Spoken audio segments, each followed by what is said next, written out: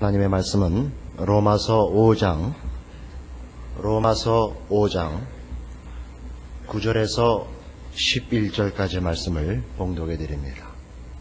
로마서 5장 9절에서 11절까지의 말씀입니다.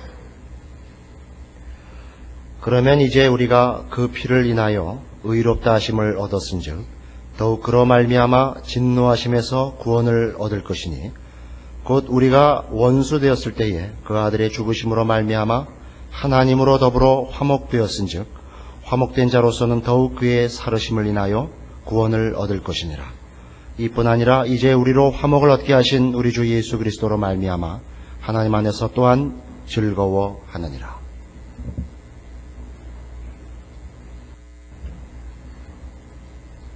로마서 5장에서 우리가 살펴보는 중요한 내용은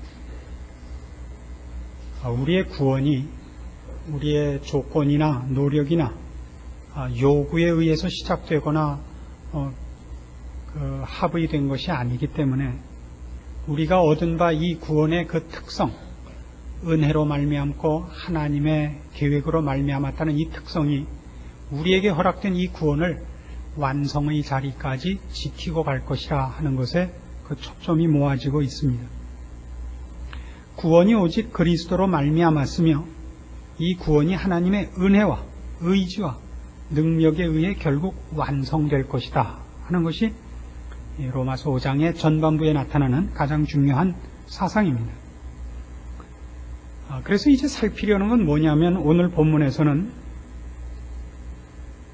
9절 말씀에 있는 바와 같이 그 피를 인하여 의롭다 하심을 얻었다면 그 피라는 건 예수 그리스도의 죽음입니다.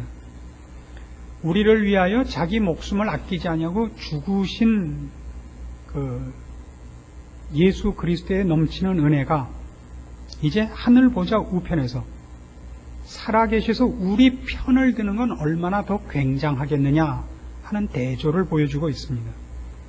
그 피를 인하여 의롭다 하심을 얻었은즉 더욱 그로 말미암아 진노하심에서 구원을 얻을 것이라 합니다. 더욱.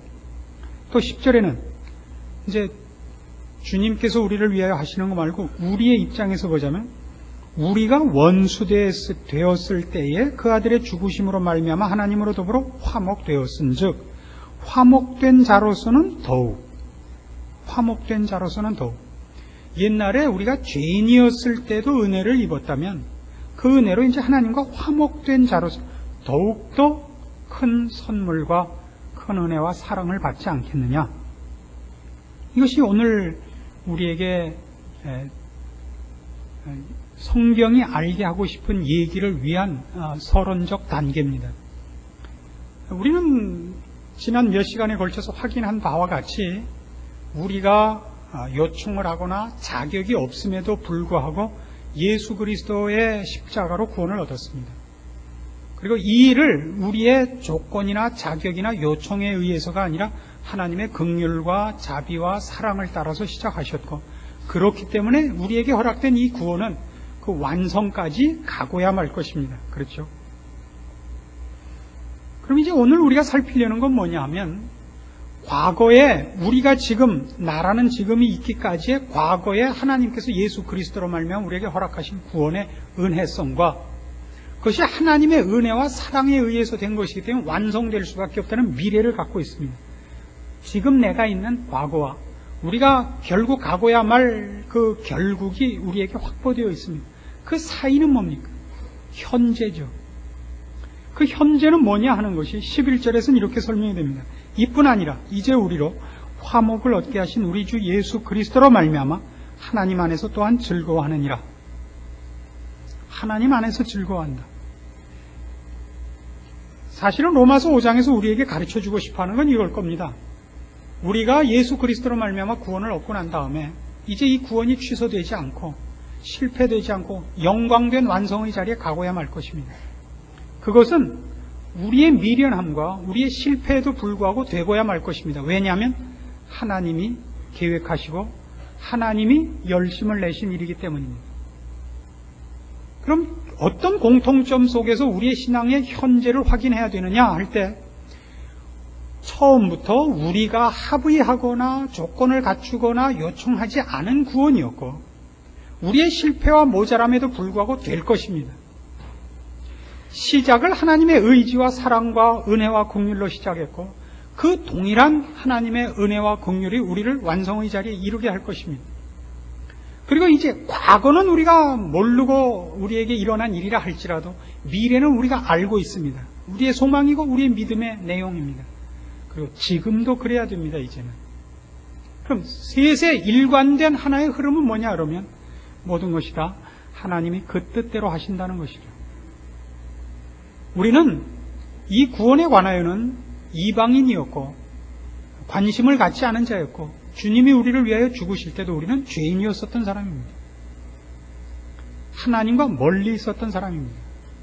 그러니까 이제 성경이 우리에게 요구하는 것은 신자의 현재, 현주소, 완성을 향하여 나가는 그 과정에서 꼭 필요한 것이 뭐냐 그러면 물론 우리의 실패와 미련에도 불구하고 이것이 실패되지 않을 것입니다만은 우리가 협조해야 되는 것이 뭐냐 그럴 때 하나님 안에 있을 것입니다. 하나님 안에 있을 것. 하나님의 의존적일 것. 그와 연합할 것. 그래서 성경은 이제 신자가 얻은 바 구원, 그가 소유하고 있는 신앙을 지금 확인하는 방법으로도 이 하나님과의 연합을 제시하고 있고 책임과 권리 양쪽으로요. 그리고 그 안에만 우리의 기쁨이 있다고 얘기하고 그리고 그렇지 않은 신앙에 대해서 아주 심각하게 경고를 하고 있습니다. 그래서 이 현재 신자가 가져야 하는 신앙의 자세와 위치에 대하여 틀려 있는 것을 성경이 어떻게 지적하는가 하는 것을 부정적인 차원입니다만 추적을 해서 신자가 마땅히 지금 누려야 하는 것과 지금 책임져야 하는 것들을 좀 더 분명히 알 필요가 있지 않나 이렇게 생각이 듭니다. 히브리서 6장 4절 말씀으로 갑니다. 이 히브리서 6장 4절 이하의 말씀을 몇 번 살펴야 되니까 거기다 뭘 하나 끼워 놓으십시오. 신약 358페이지입니다. 히브리서 6장 4절입니다. 한 번 비추임을 얻고 하늘의 은사를 맛보고 성령에 참여한 바 되고 하나님의 선한 말씀과 내세의 능력을 맛보고 타락한 자들은 다시 새롭게 하여 회개케 할 수 없나니 이는 자기가 하나님의 아들을 다시 십자가에 못 박아 현저히 욕을 보임이라. 아주 성경 말씀 중에서는 그 난제 중에 하나인 구절입니다. 한 번 비침을 얻고 하늘의 은사를 맛보고 성령에 참여한 바 되고 하나님의 선한 말씀과 내세의 능력을 맛보고 타락한 자들은 돌이킬 수가 없다 그럽니다. 성경엔 이런 최후의 경고가 이거 말고도 하나 있습니다. 성령을 회방한 죄는 사함을 얻지 못한다. 이렇게 있죠. 그래서 그런 질문을 하는 분들이 있습니다. 성령 회방죄가 뭔가? 그리고 성령 회방죄를 지을 수 있는가? 그런 질문을 하시는데 그것이 고민되는 사람은 성령 회방죄를 짓지 못합니다. 그러니까 마음을 놓으십시오.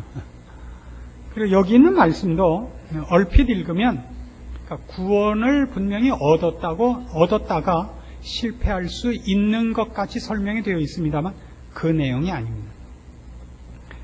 하나님의 선한 말씀과 내세의 능력을 맛보고 타락한다는 게 무슨 뜻인가 하는 것을 먼저 이해를 해야 이 본문이 이해가 될 것입니다. 이 말씀은 이 히브리서는 이스라엘 사람들을 대상으로 쓴 겁니다. 그래서 이 사람들은 그 과거 역사가 이 지금 히브리서 6장 4절에서 6절까지의 말씀이 무슨 말씀인지 이해할 역사적 사건이 있습니다. 구약성경 216페이지 민수기 13장 21절입니다. 민수기 13장 21절입니다. 이스라엘 백성이 애굽에서 나와서 이제 가나안에 입국하기 위하여 가데스 바네아라는 곳에서 정탐꾼을 보냈습니다. 40일 동안 정탐을 하고 돌아오는 장면입니다. 이에 그들이 올라가서 땅을 탐지하되 신광야에서부터 하맛 어기 르흡에 이르렀고 또 남방으로 올라가서 헤브론에 이르렀으니 헤브론은 애굽 소환보다 7년 전에 세운 곳이라. 그것에 아낙 자손 아히만과 세세와 달메가 있었더라. 또 에스골 골짜기에 이르러 거기서 포도 한 송이 달린 가지를 베어 둘이 막대기에 꿰어매고 또 송류와 무화과를 취하니라. 이스라엘 자손이 거기서 포도송이를 벤 고로 그것을 에스골 골짜기라 칭하였더라. 40일 동안의 땅을 탐지하기를 마치고 돌아와 바란 광야 가데스에 이르러 모세와 아론과 이스라엘 자손의 온 회중에게 나와 그들에게 회보하고 그 땅 실과를 보이고 모세에게 보고하여 가로되 당신이 우리를 보낸 땅에 간즉 과연 젖과 꿀이 그 땅에 흐르고 이것은 그 땅의 실과니이다. 그러나 그 땅 거민은 강하고 성읍은 견고하고 심히 클 뿐 아니라 거기서 아낙 자손을 보았으며 아말렉인은 남방 땅에 거하고 헤딘과 여부스인과 아모리인은 산지에 거하고 가나안인은 해변과 요단가에 거하더이다. 갈렙이 모세 앞에서 백성을 안돈시켜 가로되 우리가 곧 올라가서 그 땅을 취하자 능히 이기리라 하나 그와 함께 올라갔던 사람들은 가로되 우리는 능히 올라가서 그 백성을 치지 못하리라. 그들은 우리보다 강하니라 하고 이스라엘 자손 앞에서 그 탐지한 땅을 악평하여 가로되 우리가 두루 다니며 탐지한 땅은 그 거민을 삼키는 땅이요 거기서 본 모든 백성은 신장이 장대한 자들이며 거기서 또 네피림 후손 아낙 자손 대장부들을 보았나니 우리는 스스로 보기에도 메뚜기 같으니 그들의 보기에도 그와 같았을 것이니라. 이게 아까 여기도 뭘 하나 띄워놓으세요. 히브리서 6장으로 돌아갑니다. 6장 4절 한 번 비침을 얻고 하늘의 은사를 맛보고 성령에 참여한 바 되고 하나님의 선한 말씀과 내세의 능력을 맛보고에 해당하는 겁니다. 하나님께서 모세를 보내요. 이스라엘 백성을 애굽에서 구원하실 때 저들에게 약속한 것이 뭐냐면 종되었던 땅에서 해방시킨다가 약속의 중심 내용이 아닙니다. 젖과 꿀이 흐르는 땅을 주겠다가 약속의 중심 내용이죠. 그러니까 가나안을 가기 위해서 애굽에서 나오는 것이지 종되었던 땅에서 종을 벗어나는 것이 궁극적인 목표는 아닙니다. 내 땅과 내 기업을 가지려면 종살이 하면서는 가지지 못하죠. 자기 소유를 갖지 못하지 않습니까? 그러니까 종되었던 신분에서 벗어나야 됩니다. 그러니까 신자란 그 구원이 죄에서 벗어나는 것이 궁극적 목표가 아닙니다. 궁극적 목표는 거룩한 땅에서 거룩한 기업을 소유하는 것입니다. 그러기 위해서는 종살이로부터는 먼저 벗어나야 됩니다. 그건 전제 조건이 되는 겁니다. 그래서 그 내세의 능력, 하나님의 선한 말씀을 맛보았다는 것이 여기 이스라엘의 역사적 사건에서 하나의 실예로 나타난 거란 말입니다. 다시 민수기 13장으로 가시면 27절 보세요. 모세에게 보고하여 가로되 당신이 우리를 보낸 땅에 간즉 과연 젖과 꿀이 그 땅에 흐르고 이것은 그 땅의 실관이이다. 과연 그렇습니다. 과연 그렇습니다. 그러나 들어가기를 거부했습니다. 다시 히브리서 6장으로 가셔서 이 타락한 자들은 왜 새롭게 하지 못하느냐. 6절 타락한 자들은 다시 새롭게 하여 회개케 할 수 없는 이는 자기가 하나님의 아들을 다시 십자가에 못 박아 현재의 욕을 보임이라. 주님을 다시 십자가에 못 박는다는 게 무슨 뜻일까요? 왜 내세의 능력을 맛보고 타락한 자들은 다시는 용서가 안 되느냐? 예수 그리스도를 다시 십자가에 못 박기 때문이다 이거예요. 그래서 십자가를 현재의 욕보이기 때문이다 그럽니다. 십자가는 한 번만 있어야 되는데 예수님으로 하여금 십자가를 2번 지게 한다고요. 무슨 뜻이냐면 십자가라는 것은 한 번이면 충분한 겁니다. 이스라엘 백성이 애굽에서 나오는 건 한 번이면 족한 거예요. 뭘 위해서? 가나안에 들어가기 위해서. 가나안에 들어가기 위해서 필요한 거는 애굽에서 한 번 나오면 되지. 그리고 가나안에 들어가면 되지. 애굽을 들락날락하는 것은 애굽에서 꺼낸 의도를 모르는 거고 애굽에서 저들을 해방시킨 하나님의 뜻을 모욕하는 거라고요. 이스라엘 백성은 지금 애굽에서 나온 것이 무엇 때문인지를 모릅니다. 애굽에서 나온 가치가 없다고요. 그러니까 민수기 14장 가시면 하나님께서 이제 이렇게 꾸짖습니다. 14장 11절 여호와께서 모세에게 이르시되 이 백성이 어느 때까지 나를 멸시하겠느냐.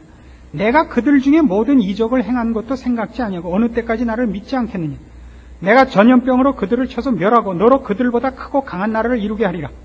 모세가 여호와께 여짜오되 애굽인 중에서 주의 능력으로 이 백성을 인도하여 내셨거늘 그리하시면 그들이 듣고 이 땅 거민에게 고하리이다. 주 여호와께서 이 백성 중에 계심을 그들도 들었으니 곧 주 여호와께서 대면하여 보시며 주의 구름이 그들 위에 섰으며 주께서 낮에는 구름 기둥 가운데서 밤에는 불 기둥 가운데서 그들 앞에서 행하는 것이니이다. 이제 주께서 이 백성을 한 사람같이 죽이시면 주의 명성을 들은 열국이 말하여 이르기를 여호와가 이 백성에게 주기로 맹세한 땅에 인도할 능이 없는 거로 광야에서 죽였다 하리이다. 이게 얼마나 심각한 문제인지 아시겠어요? 하나님께서 예수 그리스도를 보내서 구원한 심령이, 하나님의 자녀 삼은 심령이 실패하는 것은 우리의 불명예가 아니라 하나님의 불명예라고요. 다시 말하면 하나님 쪽에서는 그가 구원해낸 백성을, 그의 자녀를 하늘나라까지 인도하시지 못할 사람이 없는데, 그 구원함을 받은 자가 하나님이 나를 애굽에서 꺼낸 것은 가나안에 넣기 위해서다라는 걸 까먹고 나와서 가나안 들어가는데 난 못 들어가겠어요 그러는 자는 나온 이유를 모르는 자예요. 하나님이 누군지를 모르는 자로서 하나님으로 하여금 우리를 애굽에서 꺼낸 가치와 그 영광을 무산시키는 죄를 짓는 꼴이 된다고요. 물론 하나님은 우리의 거부로 인하여 이것이 그의 구원과 그의 계획을 취소한다는 뜻은 아닙니다. 우리에게 지금 히브리서 6장 4절에서 6절까지의 얘기나 민수기 13장 14장에 걸친 이 사건을 통해서 확인시키려고 하는 것은 하나님께서 우리를 죄에서 꺼내신 것은 영원한 나라에 세우시기 위함이고, 그러기 위하여 우리의 과정을 하나님이 직접 간섭하셔서 그 자리에 이르도록 지키신다는 사실입니다. 근데 우리는 어떤 실수를 할 가능성이 있다고요? 나온 것까지는 오케이 해놓고 그 다음 과정은 못합니다. 그럴 수 있다고요. 이스라엘 백성이 친히 그랬고, 그래서 이 이스라엘 백성은 광야에서 유리하다 죽고 맙니다. 예수 그리스도의 십자가를 한 번으로 족하다는 것, 다시 말해서 하나님이 시작하고 계획하시고 이루신 일들은 중간에 절대 방해를 받지 않는다는 것.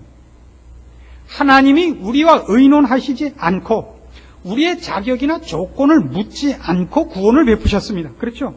여태껏 우리가 로마서 3장 4장에 걸쳐서 확인한 겁니다. 그리고 하나님이 그의 의지와 그의 능력으로 시작하셨기 때문에 결국 우리를 완성의 자리에 데리고 가고야 말 것입니다. 우리가 반대하거나 우리가 미련하게 굴면 채찍을 들고 들어오셔서 우리 인생에 간섭하셔서라도 어떻게 해서라도 가고야 말 것입니다. 그렇습니다. 그걸 이제 우리가 어떻게 알고 순종해야 하느냐 하는 것이 신자의 지금 현재란 말입니다. 우린 이 실수를 할 가능성이 있습니다. 애굽은 나왔는데 가나안엔 들어가지 않을 수 있습니다. 하나님과 무관한 자리가 있을 수 있다고. 하나님이 이 일을 이루려고 우리를 애굽에서 꺼냈다는 사실을 잊을 수 있다고요.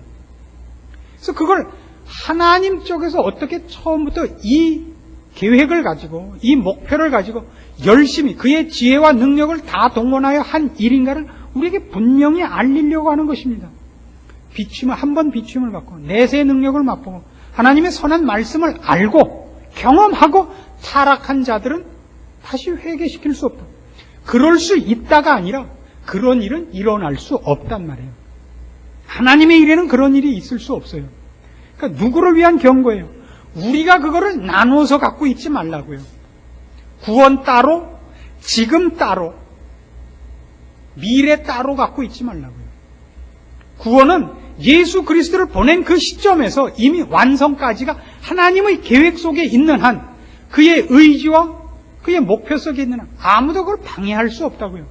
그래서 우리는 시작이 그리스도 예수로 말미암았듯이 하나님의 간섭과 인도하심으로 영광의 자리에 갈 수밖에 없었듯이 이제 그 둘을 묶는 직선, 둘을 일관되게 묶는 선 속에서 어떤 현재를 가져야 되느냐면 그 하나님의 간섭 속에 순응하고 하나님의 간섭을 기뻐하는 위치에 있어야 된다라는 정답이 나온단 말입니다.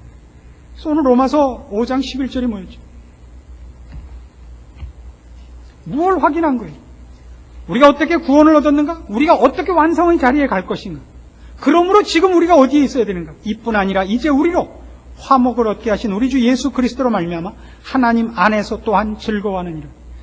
이 위치에 있어야 하는 것이 신자의 현재라고요.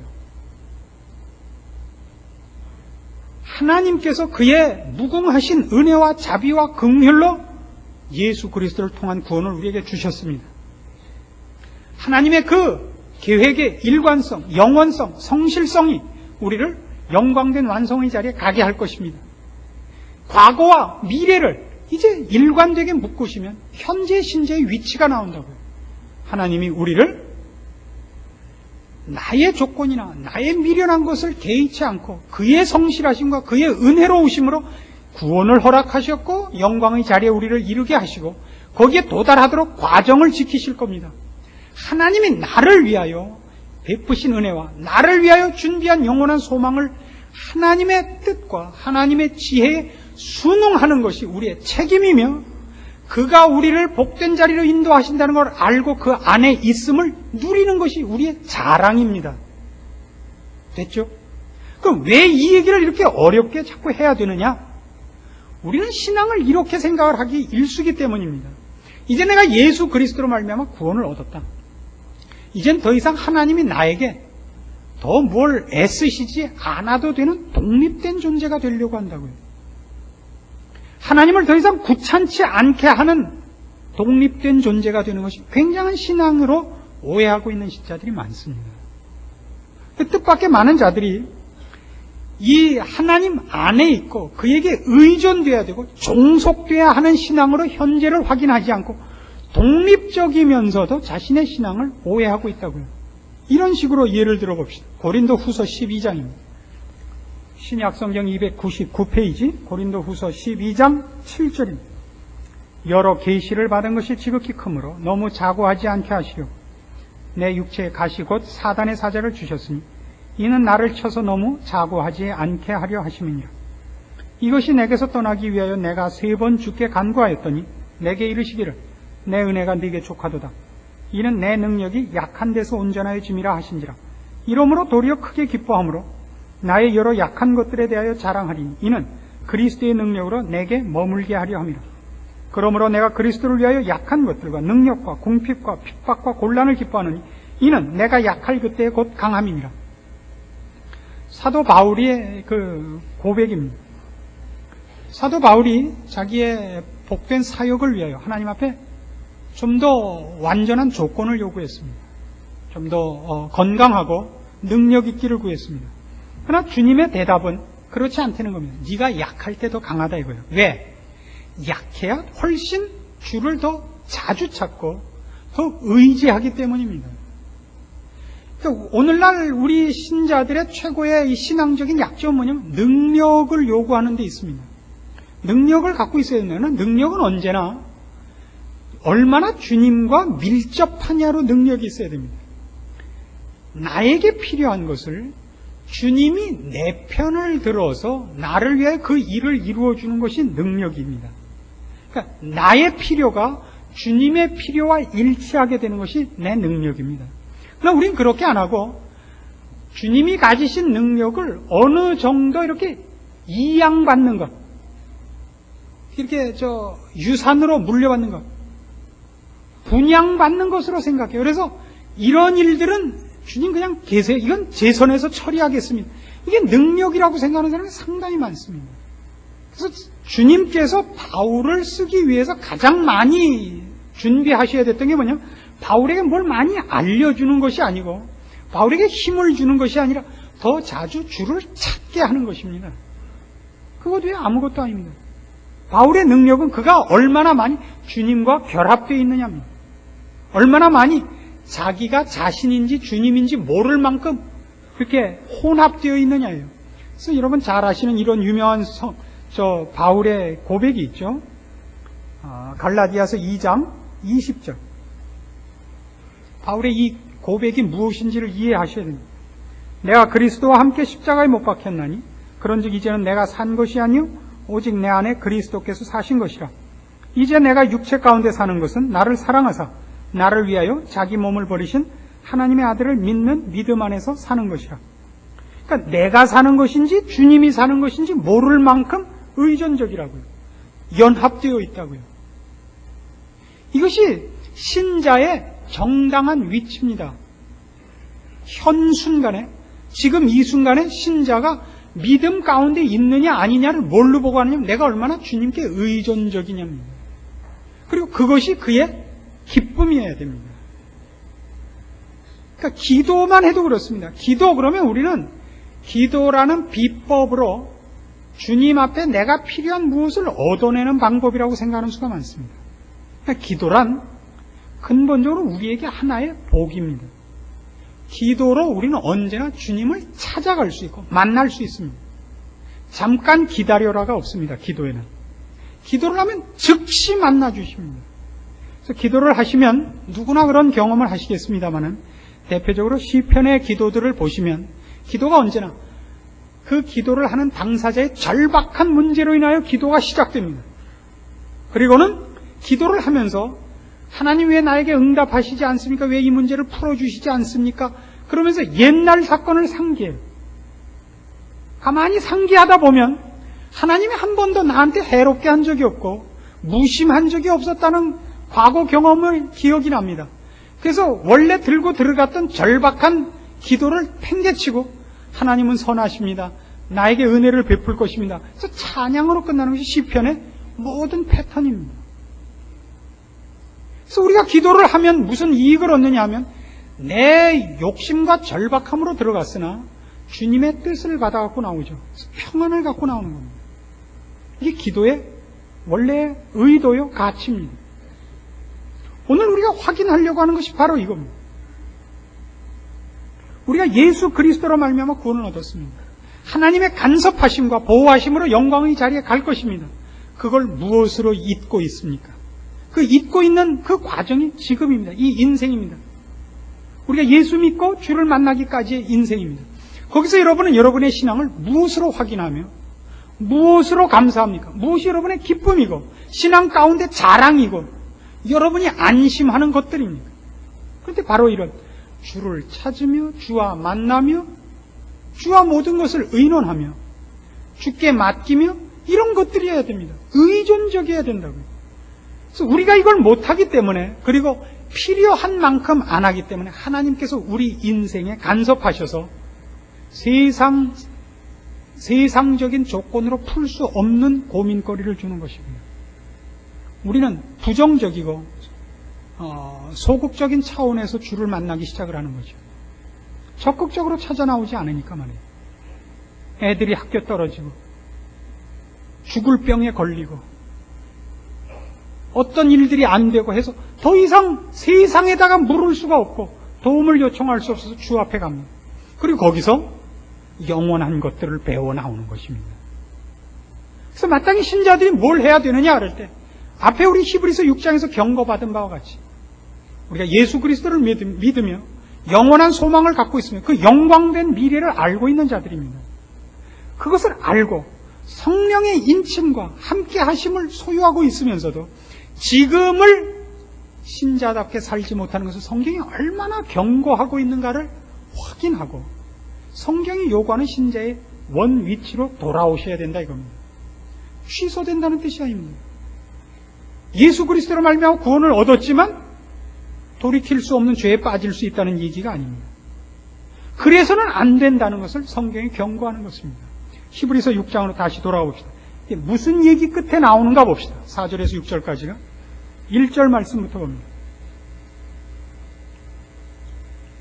그러므로 우리가 그리스도의 초보를 버리고 죽은 행실을 회개함과 하나님께 대한 신앙과 세례들과 안수와 죽은 자의 부활과 영원한 심판에 관한 교훈의 터를 다시 닦지 말고 완전한 데 나아갈지니라. 하나님께서 허락하시면 우리가 이것을 하리라. 앞이 전부 무슨 얘기예요? 기초에서 맴돌지 말고 과거에서 맴돌지 말고 앞으로 나가자. 그리고 나오는 거예요. 한 번 비춤을 얻고 하늘의 은사를 맛보고 성령에 참여한 바 되고 하나님의 선한 말씀과 내세의 능력을 맛보고 타락한 자들은 다시 새롭게 하여 회개케 할 수 없나니. 왜요?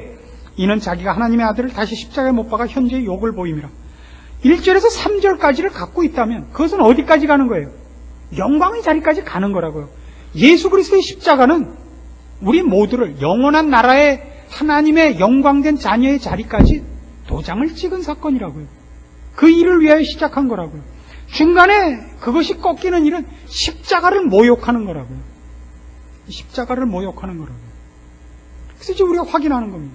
우리 모두가 이렇게 경고한 것처럼, 그리고 뒤집어 말하면 이 경고는 뒤집어 말하면 우리에게 허락된 구원이 무엇을 보장하고 있는가 하는 강력한 증거 아닙니까? 무엇을 보장하고 있는가? 지금 우리가 신자로서의 삶을 영위할 수 있으며 그 삶의 영위는 우리 보고 뭘 하라는 것이 아니라 보다 더 긴밀히 주 안에 들어가 있으면 되는 것이요. 주께서 우리를 위하여 모든 싸움을 싸우실 것이요. 내 편을 들고 나를 보호하실 것이라는 얘기입니다. 그 안에 우리의 기쁨과 즐거움이 있습니다. 왜 못하죠? 우리 십자가를 통과하여 영원한 나라에 들어갈 소망을 갖고는 있지만 그러나 세상이 아직도 좋거든요. 그래서 천국 가는 것은 하나의 보험으로 들어놓고 그래서 세상에서 아직 살고 있죠. 그래서 우리는 이 기쁨과 이 우리에게 요구된 책임들을 누리지 못하고 있는 것일 겁니다. 그러나 그거는 있어서는 안 되기 때문에 히브리서 6장 4절에서 6절까지 있는 이 경고를 마치 이 일이 일어날 수 있는 것 같이 경고하고 있고 우리가 이 경고를 그렇게 심각히 받아야 됩니다. 이 경고에 저촉된다는 건 미련한 짓이고 손해보는 짓입니다. 신자가 마땅히 현재 누려야 하는 신자로서의 누림들, 그 부여한 것들을 빼앗기고 있는 것 본인에게 손해입니다. 예수를 믿고 사는 것은 믿지는 것이 아닙니다. 이 세상에 어떤 것으로도 흔들어 놓을 수 없는 신자의 복된 삶을 여러분들이 확보받고 있고 당장 누릴 수 있습니다. 신자된 여러분의 지금 위치, 그리고 그 위치와 영원한 약속을 우리에게 허락하신 예수 그리스도의 십자가를 모욕하지 마시라. 이렇게 성경이 권하는 줄 기억하시기 바랍니다. 기도하십시다. 하나님 아버지 은혜를 감사합니다. 우리에게 허락된 구원의 영원성과 그 부요함과 그 엄중함을 다시 한번 말씀을 통하여 깨닫습니다. 우리의 미련한 것을 이제 말씀 앞에 깨게 하여 주시옵고 우리의 짧은 인생을 십자가 안에서 생활할 수 있도록 지혜롭게 하여 주시옵소서. 주를 만날 준비를 하게 하시고 그 과정을 성실히 수행하게 하시옵소서. 더 주님을 찾게 하시고 더 하나님 품 안에 있게 하사 우리의 인생의 복된 것들을 누릴 줄 알게 하시고 그리고 주께서 요구하시는 영원한 영광을 준비하는 삶을 살게 하여 주시옵소서. 헛된 세상과 저 썩어질 세상에 대하여 나의 마음과 시선을 거두게 하시옵소서. 예수님의 이름으로 기도합니다. 아멘.